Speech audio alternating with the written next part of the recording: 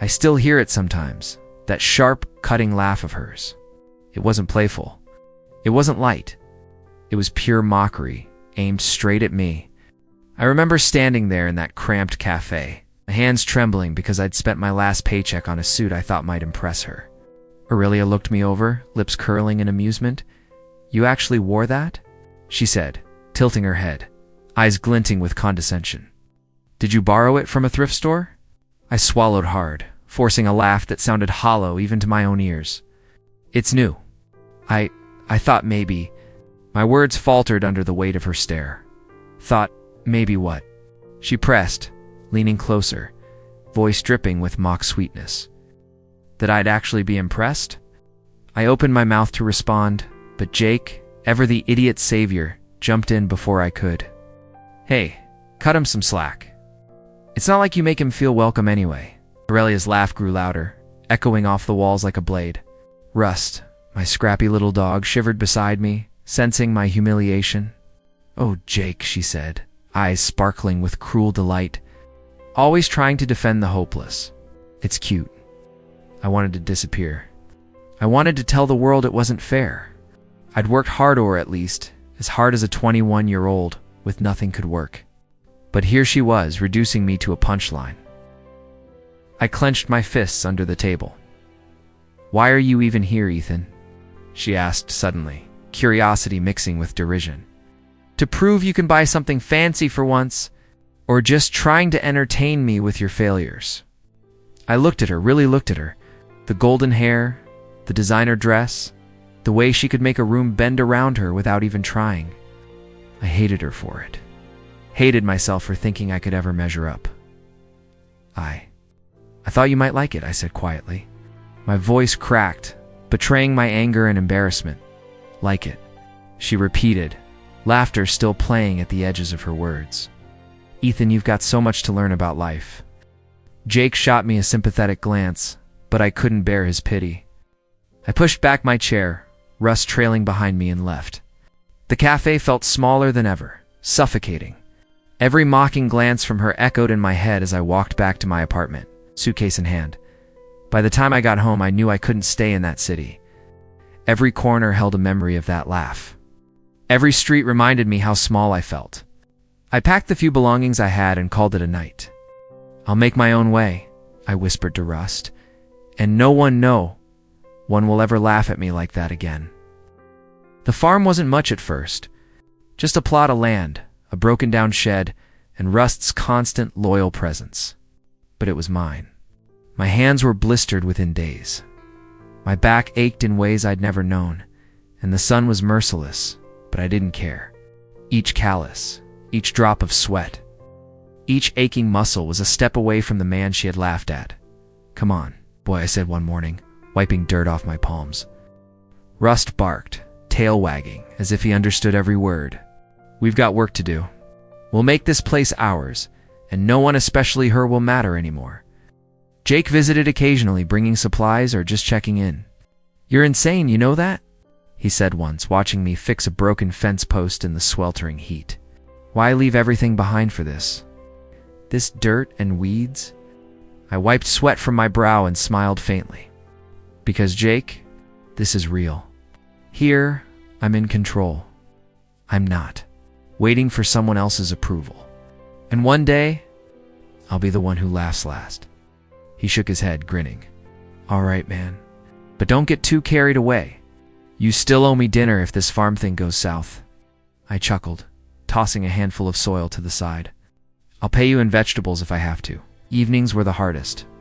I'd sit on the porch, Rust curled at my feet, and replay her laughter in my mind. But I tried to turn it into fuel. Each night, I reminded myself why I was here, why I had left the city behind. No more cheap applause. No more feeling small. This farm, these fields, this life, I was building it myself. And in that silence, I felt a strange kind of freedom. Not the easy freedom of the rich or the powerful, but the hard-won freedom of someone who had decided to stop letting the world define him. Aurelia's laughter would follow me forever, but it would no longer hurt.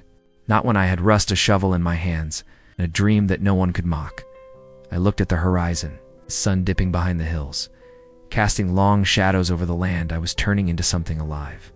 One day, I murmured, "She'll see what I've become." And she wished she'd never laughed at me, Russ barked, as if agreeing, and I smiled. The farm smelled like earth and possibility. I was broken once, but not anymore. The sun burned down harder than I expected this morning. I groaned as I dragged the wheelbarrow across the muddy field.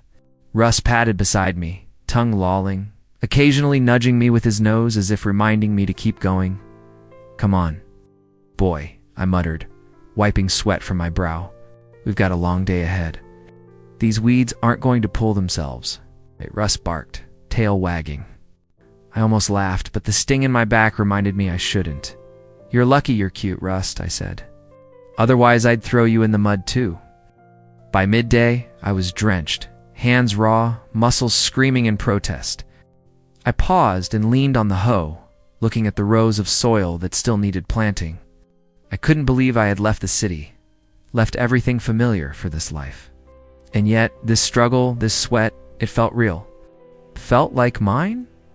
"You look like hell, Ethan," Jake said, appearing from the small path that led to my property. He held 2 bottles of water, handing one to me. "Seriously, you're not a superhero. Take a break." "I don't have time for breaks," I replied, gulping down water. "If I want this farm to survive, I can't slack off." Jake shook his head, sitting on a fence post. "You're going to work yourself to death. Trust me, I've seen it before." "You mean like Aurelia saw me?" I muttered, bitterness curling in my chest. "I'm done being someone else's joke, Jake. I'll work, bleed, whatever it takes." "She won't laugh at me again." Russ growled softly at the edge of the field, ears perked. I glanced over and saw a man leaning against a tree, smirking. Well. "If it isn't Ethan, the city boy turned farmer," the man said, voice thick with sarcasm. "I thought you could hide from the world out here, Marcus." I hadn't heard his name until today, but I'd seen him around town. Wealthier than most, arrogant, and apparently my new problem. "What do you want, Marcus?" I asked, straightening up. "I'm busy." He laughed, a low, menacing sound. "I just came to see how the great escapee is doing." Mud, sweat, back-breaking labor. "Looks like city life didn't toughen you enough, huh?" "I'm fine," I said, planting my hands on my hips. "You're wasting your time." "Is that so?" Marcus stepped closer. "Funny, I heard some of your crops didn't take. Thought I'd drop by too? Help. Or maybe watch the disaster unfold." I felt anger rise, sharp and hot. "If you're here to sabotage me, you can leave. I'll fix my own problems." "Fix your own problems," he repeated, sneering. "Good luck, city boy," Jake muttered. "Ignore him. He's full of himself." I shook my head. "No, I'm not ignoring him. I want him to know this farm isn't a joke. I'm not the same kid who used to fumble in front of Aurelia." Marcus raised an eyebrow. "We'll see about that." He turned and walked away, but I could feel his gaze lingering, like a shadow. I sank to the ground for a moment, feeling the ache in my arms, legs, and back. I closed my eyes, remembering that cafe, that laugh. "Not again," I whispered. "I won't be humiliated like that again. I'll build this life, brick by brick, weed by weed, and no one will stop me." By evening, the sun had dipped low, casting orange light across the fields. I stood back, examining the progress. The soil wasn't perfect, the rows uneven, but I'd made a start. Rust barked, running along the edge of the freshly turned earth. I couldn't help but smile. "You did good today," Jake said, clapping me on the shoulder. "Even with Marcus lurking, you didn't crumble." "I didn't expect to," I replied, voice low but steady. "I'm not that person anymore. I'm not waiting for anyone's approval. I'll fight. I'll work. I'll win. That's all that matters." A woman from the town waved at me from a distance. "Looking good, Ethan? The crops are finally taking." I nodded, tired but proud. Thanks. "I appreciate it." Inside, I felt a flicker of hope. Maybe people were starting to see me differently, not as the failure from the city, but as someone who could make something real that night. As I lay on the rough mattress in my small farmhouse, Russ curled beside me. I replayed Marcus's words and laughter. He thinks he can scare me, I muttered into the darkness. Let him try. I've survived worse. I've been laughed at by someone I cared about, and I'm still standing. I stared at the ceiling, letting my mind wander. The farm would test me every day, push me to my limits. But I was ready. Every ache, every bruise, every blister was proof that I could endure. And one day, Marcus and anyone else who doubted me would realize that the boy they mocked had become a man they could never touch. Rust stirred, nuzzling my arm, and I smiled. We'll make it, buddy. One day at a time. One row at a time. No one's laughter will hurt us anymore. Outside, the wind rustled through the crops, carrying a faint sense of promise. Tomorrow would be harder, longer, but I was no longer the boy who left the city. I was Ethan, the farm boy who refused to break on Marcus, would see that soon enough. I was hauling sacks of feed to the barn when I heard laughter and voices coming from the fence line. Rust barked, racing ahead, and I wiped sweat from my forehead. Hey, you must be Ethan. A cheerful voice called. I glanced up and saw a woman leaning casually against the fence, basket of freshly picked herbs in her hands. Yeah, who's asking? I said cautiously. I'm Clara, she said, smiling warmly. I live just down the road. I've seen you working these fields for weeks now. Thought I'd finally say hello. Straightened, nodding. Nice to meet you, Clara. You live around here? Yes, and I've never seen someone work like you do, she said, tilting her head. Most people give up before the sun hits noon, but you keep going. Guess I don't have much choice, I said, forcing a grin. I've got to make this farm work. It's everything I have. Clara's eyes softened. It's impressive. You've built something from nothing. Not many could do that. I felt a flicker of pride, quickly pushing it aside. Thanks. I have to keep my head down and keep going. That's all, Clara nodded, placing the basket on the ground. Well, if you ever need a hand or just someone to talk to him around. Before I could respond, Rust barked again, and I noticed Marcus sneaking along the edge of my property. A smug grin on his face. Hello, Marcus, I said, raising an eyebrow. Enjoying the view? He laughed. I was just curious. Thought I'd see how the city boy's farm is holding up. You're curious? I asked, or trying to make trouble again. Why would I do that? He asked innocently, though the glint in his eyes betrayed him. Clara frowned, stepping closer to me. Do you know him? Yes, I said, voice tight. He thinks he can intimidate me. Tried once before. Didn't work, Marcus chuckled. I just wanted to see if you could handle a little challenge. Nothing personal. I narrowed my eyes. You're going to regret underestimating me, Marcus. Try what you want. I'm ready, he shrugged, backing off slightly. We'll see. Then he vanished down the road, leaving tension hanging in the air. Clara exhaled, brushing a strand of hair behind her ear. He seems unpleasant. You could say that, I said, shaking my head. But I'm not worried. He's small time compared to what I've survived. Clara smiled faintly. You've survived a lot, haven't you? I looked at her, wondering how much to reveal. Yeah, I said finally. Some people laugh at you, push you down, make you feel small. You learn to stand up, or you stay broken. Her eyes softened. Well, you've stood up, and that's admirable. I nodded, letting her words sink in. Thanks, Clara. It means more than you know. She glanced toward the horizon. I've heard rumors about Aurelia, the heiress, right? People say her relationships are falling apart. Her family's business is not doing well either. Funny, considering how she used to act. I felt heat rise in my chest, anger, and a strange sense of satisfaction mingling. I don't like thinking about her, I said quickly. But it's hard not to hear things. Clara tilted her head, curious. Someone hurt you? I paused, letting a small sigh escape. Let's just say, some people make a big mistake laughing at you once. You never forget it. Clara didn't press further. Instead, she smiled softly. Well, don't let them ruin your peace. You've got a farm, a life of your own. That counts for more than gossip or grudges. I looked out over the fields, Rust at my side, and felt a quiet determination settle over me. You're right, I said. I'll focus on building something real. Let the others stumble.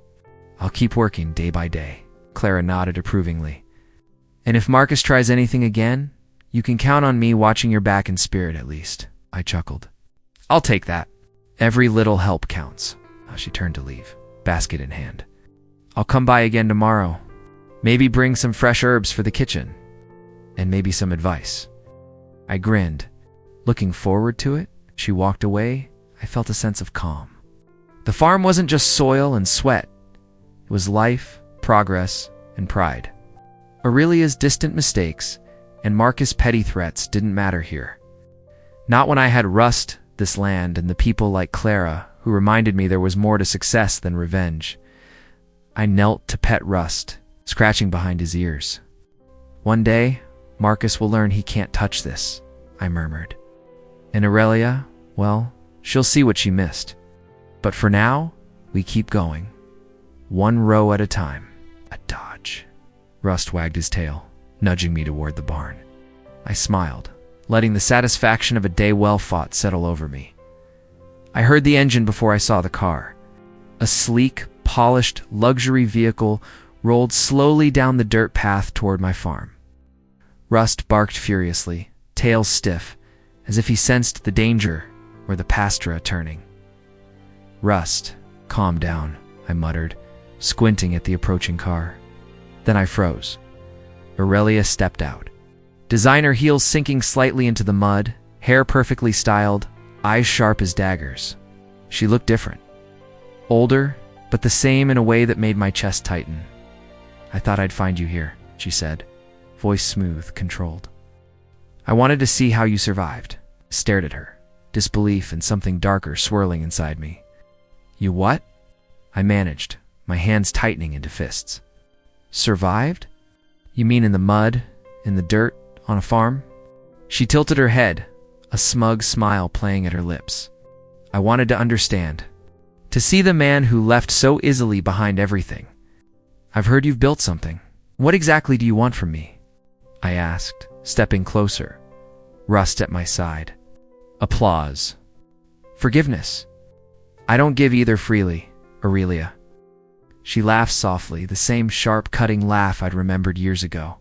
Only now, it was tempered, cautious. I'm not here to laugh. I'm curious. Isn't that worth something? I raised an eyebrow. Curious? Or trying to prove you can still manipulate me? Her smile faltered slightly, but only for a moment. I see you've changed, she said, eyes scanning the rows of crops, the barn. Even Rust, stronger, smarter. Not the same boy. Laughed at? Not the same boy? I repeated, voice low and steady. No, I'm the man you underestimated. The one you thought would never amount to anything. She stepped closer, heels sinking into the dirt. And yet, here I am. I wanted to see it with my own eyes. To know. If you really did make something of yourself. Clara appeared from the side, carrying a basket of fresh herbs, her eyes wary. Ethan, maybe I should stay, Clara, I said sharply. This is my business. Clara hesitated but nodded, placing the basket on the ground. Her presence, calm and steady, helped me rein in the storm of emotions rising inside me. Aurelia's gaze flicked to Clara. And who is this? She asked, lips curling in a faint sneer. She's someone who matters, I said, voice firm. Now, let's skip the pleasantries. What exactly do you want? Aurelia's smile returned, faint, controlled. I'm here too. Understand. To see the man I never took seriously? To see what he's built from nothing? I clenched my jaw, anger flaring. You're here to gawk, to prove you're still better than me. But I see through it.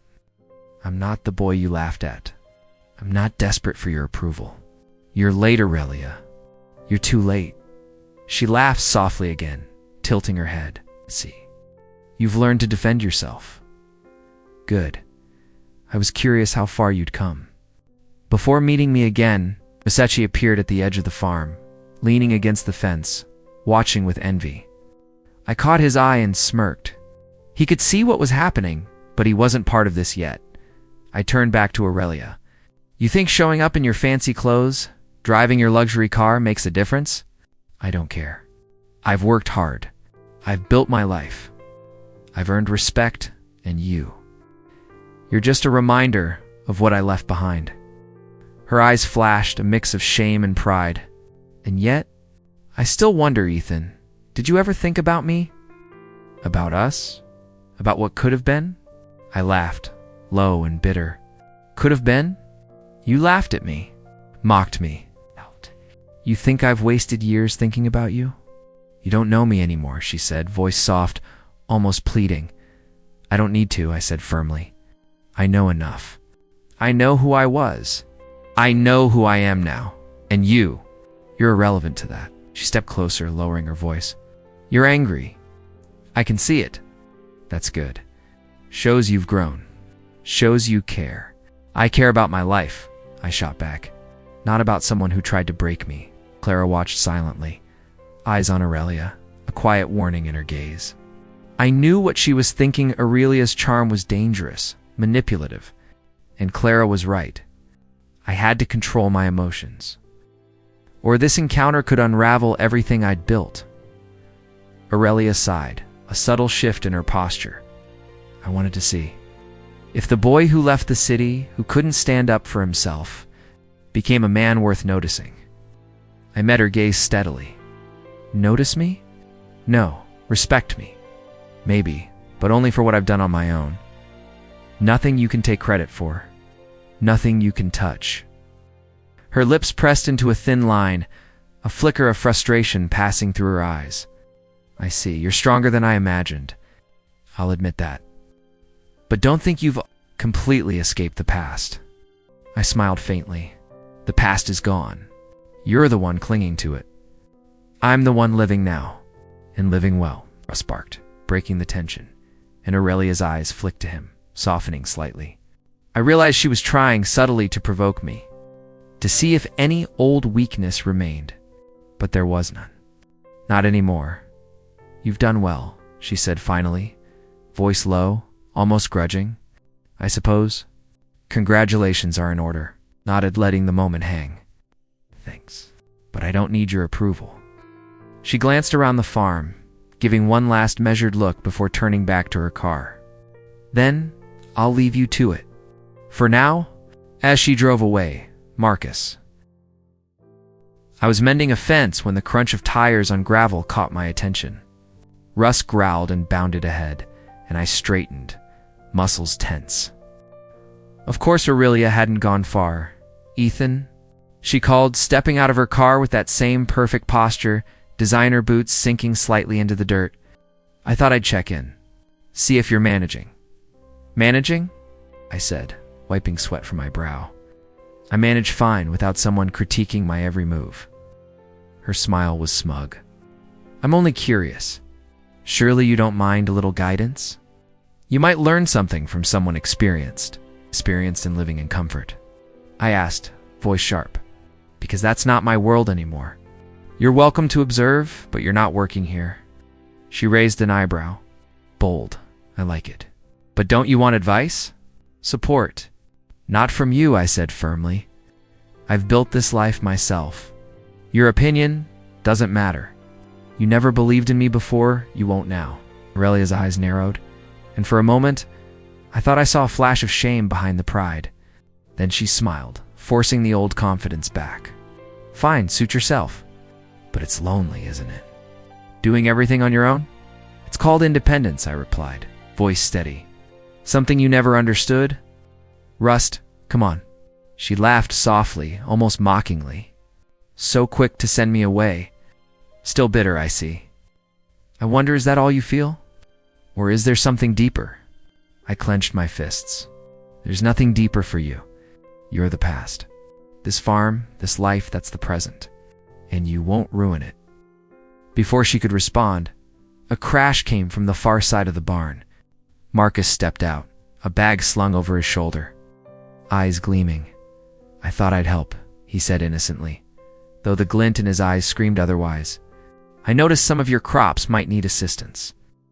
I narrowed my eyes. Marcus? Not today. I know exactly what you're trying to do. And you're not going to get away with it, he laughed. You think you're clever? But the farm is huge, and mistakes happen. One misplaced fertilizer, one ruined irrigation line, I've already accounted for you, I said, stepping closer. Rust growled, circling my legs. You're predictable, Marcus. Always jealous, always looking for a shortcut to outshine someone else. Aurelia shifted, studying the exchange. Interesting, she murmured. Seems like you're prepared for anything, I smirked.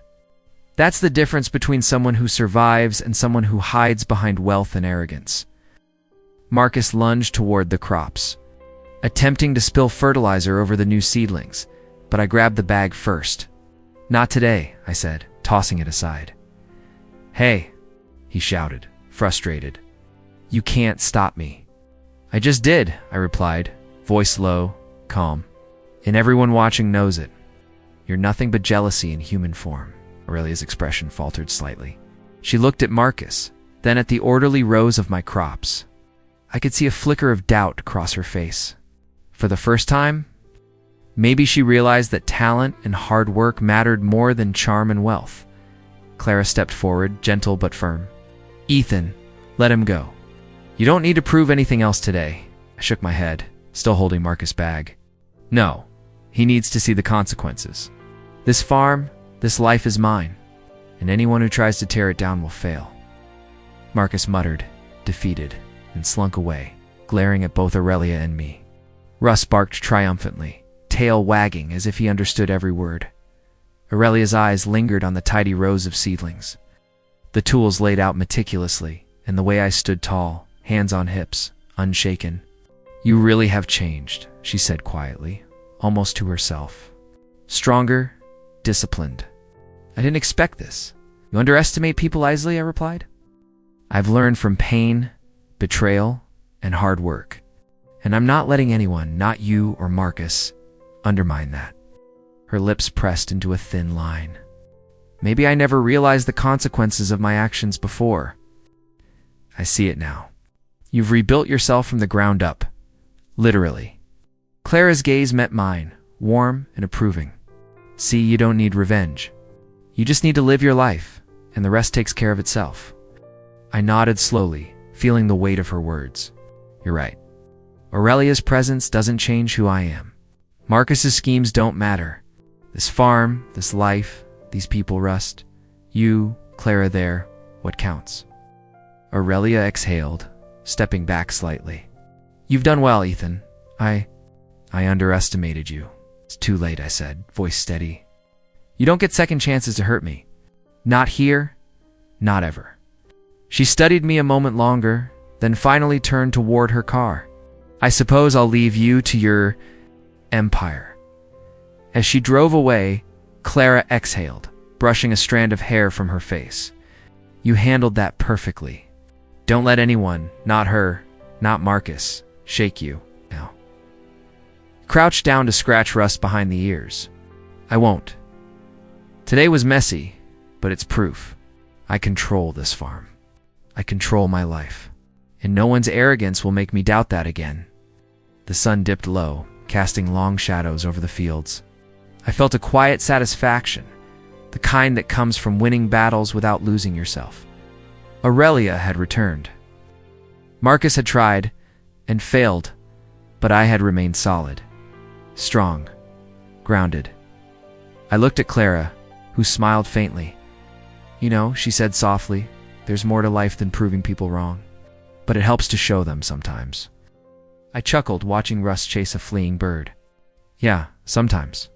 For the first time in years, I felt untouchable, unshakable, ready for whatever came next. I was stacking hay in the barn when I heard the familiar crunch of tires. Rust barked, circling my legs, and I paused. Letting the tension build, Aurelia stepped out of her sleek car, hands folded, eyes downcast. Ethan, she began, voice softer than I remembered. I owe you an apology. I straightened, leaning against the haystack. An apology? After all these years? Yes, she said, finally meeting my gaze. I was cruel, arrogant. I didn't understand what mattered until it was gone. I felt a flicker of something empathy. Maybe. but I forced my face into a neutral mask. And now you want forgiveness or to feel better about yourself?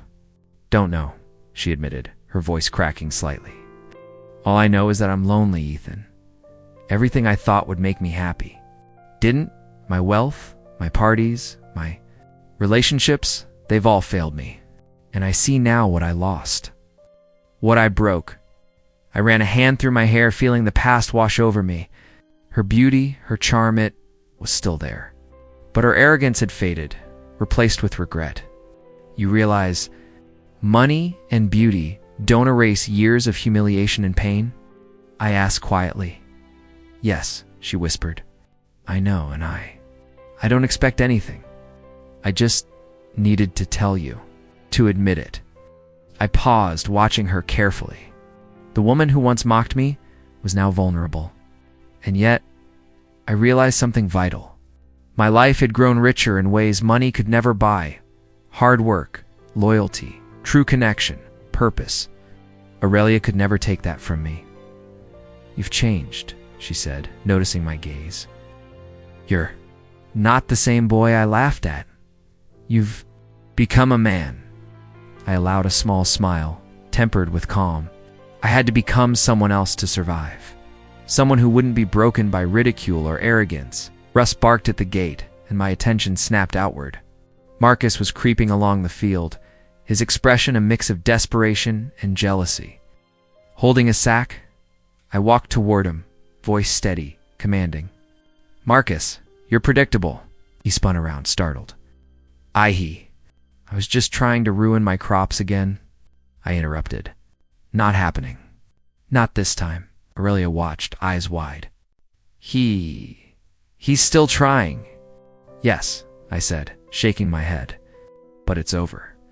I grabbed the bag from his hands and threw it to the ground. Fertilizer spilled harmlessly. You've exposed yourself enough, Marcus. People are watching now. Marcus's face turned red. This isn't fair. I shrugged. Life isn't fair. Neither was the city. Neither was the way you tried to tear me down. But I adapted. You failed. Aurelia's lips parted slightly, her pride warring with the shame. I see. The consequences of arrogance, she murmured. Clara stepped closer, her presence calm and steady. Ethan, remember what you've built. Don't let anyone past or present take that from you. I nodded, feeling the truth in her words. I won't. My life, my farm, my choices. They're mine. Aurelia, Marcus. They can't change that. Aurelia swallowed, voice soft, almost hesitant. I'm sorry for everything, truly. I see now that I didn't just hurt you. I hurt myself too. I was shallow, selfish, and I lost. So much, I let the words sink in, and surprisingly, I felt no anger. Only clarity. I accept that you've realized your mistakes, but forgiveness, that's mine to give, and I've moved beyond needing it from you. My peace, my life, they aren't dependent on you. She nodded, a quiet understanding passing between us. For the first time, I saw her not as a tormentor, but as someone facing the consequences of her choices. Marcus muttered under his breath, shuffling away, defeated in front of both Aurelia and me. His jealousy had been exposed. His schemes, visible to anyone paying attention, had failed spectacularly. Karma had its way, quietly but convincingly. I exhaled, feeling a calm settle over the farm. Rust, let's finish here, I murmured, scratching behind his ears. The world felt lighter. Aurelia's regrets, Marcus' failure, Claire's quiet support, all of it reinforced the truth I'd been living. Hard work, loyalty, and integrity mattered far more than wealth, beauty, or schemes. Aurelia finally straightened, her gaze lingering on me. You've become everything I wasn't, and maybe in another life. I shook my head gently. Another life? Maybe. But this life? It's mine, and I won't let anyone take it from me. Clara smiled. My life became quieter after I left. Not empty. Just honest Sam's called first. You alive? I am, I said. Good, he replied. That voice sounds different. I dropped some weight, I said. He chuckled. Pain does that. I moved into a small apartment. First night, I sat on the floor with my phone in my hand. Aisha texted. Can we talk? I typed. Deleted. Typed again. Deleted again. Then I locked the phone and said out loud, not today. The silence didn't scare me anymore. Sarah messaged a week later. He's done, I replied. He was done before that. She sent you handled it well. I survived. I typed .hamza visited that weekend. He looked around. It's clean. So's my head, I said. He nodded. Any regrets? I thought for a moment. I regret staying quiet too long. You're quiet now, he said. By choice, I replied. Some nights I talked to no one. Other nights I talked to myself. I trusted too easily, I'd say. Then I'd answer, but I trusted honestly. Letters piled up in a drawer. Ones I never sent. One started with, I loved you without conditions. Another said you didn't break me. You revealed me. None needed to be read. One afternoon, Nadia called. I'm sorry, for what? I asked. For not pushing harder, she said. You spoke, I said. That mattered. She paused. She's struggling. I know, I said. So did I? You don't miss her? She asked. I miss who I thought she was, I replied. That felt like closure. Mr. Iqbal invited me for tea. He smiled. You look lighter. I stopped carrying what wasn't mine, I said.